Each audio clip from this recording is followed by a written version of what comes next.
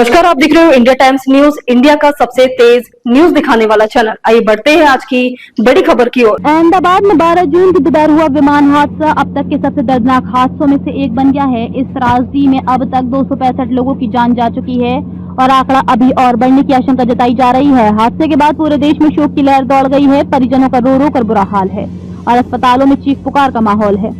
इस हादसे में विमान में सवार 241 यात्रियों की मौत की पुष्टि हो चुकी है। इसके साथ ही बीजे मेडिकल कॉलेज के मेस में मौजूद कई MBBS छात्रों की भी जान चली गई है। दरअसल विमान कॉलेज परिसर के पास ही क्रैश हुआ और उस समय मेस में कई छात्र भोजन कर रहे थे। घटना स्थल पर मंजर इतना भयावह था कि कई शवों की पहचान करना भी नामुमकिन हो गया। ऐसे में मृतकों की शिनाख्त के लिए DNA टेस्ट की प्रक्रिया शुरू की गई है। बीजे मेडिकल कॉलेज के सिविल अस्पताल में DNA सैंपल लिए जा रहे हैं। सिर्फ डॉक्टरों और पीड़ित परिवारों को ही अंदर जाने की अनुमति दी गई है। विमान के पायलट सभरवाल के पिता और गुजरात के पूर्व मुख्यमंत्री विजय रूपाणी के बेटे ऋषभ रूपाणी का भी DNA सैंपल लिया जा सकता है। प्रधानमंत्री नरेंद्र मोदी खुद अहमदाबाद पहुंचे और उन्होंने घटनास्थल का दौरा किया।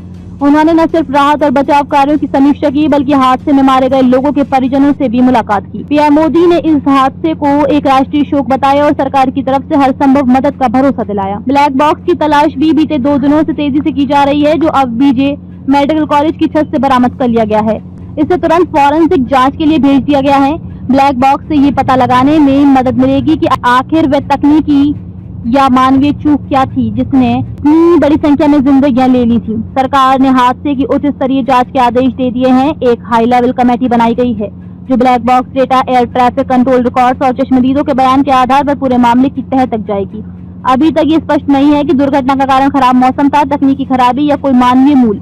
इस दुर्घटना ने सिर्फ 265 परिवारों को उजाड़ा नहीं बल्कि पूरे देश को गहरे शोक में डुबो दिया है। हर गुजरते घंटे के साथ नई जानकारियां सामने आ रही हैं, लेकिन सबसे बड़ा सवाल यही है, क्या इस हादसे से हम कुछ सीखेंगे या फिर अगली दुर्घटना तक इंतजार करेंगे। खबरों में अब तक के लिए बस इतना ही। फिर होगी आपसे मुलाकात, तब तक के लिए नमस्कार और देखते रहिए इंडिया टाइम्स न्यूज।